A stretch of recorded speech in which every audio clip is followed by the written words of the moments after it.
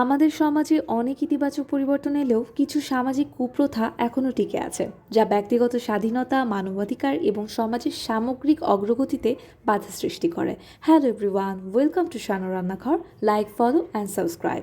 আজকে মা রান্না করেছিল বিফ বিরিয়ানি। রেসিপি তো দেখতেই পাচ্ছেন, কিছু গল্প করে দেওয়া যাক। কুপ্রথার মধ্যে প্রথমে আছে বাল্যবিবাহ। অনেক এলাকায় এখনও মেয়েদের কম বয়সে বিয়ে দেওয়া হয়, যা তাদের শিক্ষা, স্বাস্থ্য ও ভবিষ্যতের জন্য ভীষণ ক্ষতিকর। পণ প্রথা অর্থাৎ যৌতুক। আপনারা জেনে অবাক হবেন যে এখনও চিটাগাংয়ের বিভিন্ন অঞ্চলে বিয়ের জন্য কিন্তু মেয়েদের কাছ থেকে বিপুল পরিমাণে যৌতুক নেওয়া হয়। নারীদেরকে দ্বিতীয় শ্রেণীর নাগরিক ভাবা, অর্থাৎ নারীরা সবসময় ঘরের কাজই করবে, সিদ্ধান্ত গ্রহণে তাদের কোনো অধিকার থাকবে না। এই তো। এছাড়াও জাতপাত ও ধর্মীয় বিভাজনও কিন্তু এখনও বিদ্যমান। আজও অনেক মানুষ জাতপাত, ধর্ম ও গোত্রভিত্তিক বৈষম্যের শিকার হন। আর এই বৈষম্যগুলো থেকেই কিন্তু ঘৃণা ও সহিংসতা তৈরি হয়ে থাকে।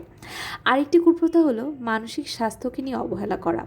মানসিক স্বাস্থ্যকে এখনও লজ্জা বা পাগলের ব্যাপার হিসেবে কিন্তু দেখা হয়। এছাড়াও নানা ধরনের কুপ্রথা কিন্তু আমাদের সমাজে বিদ্যমান রয়েছে।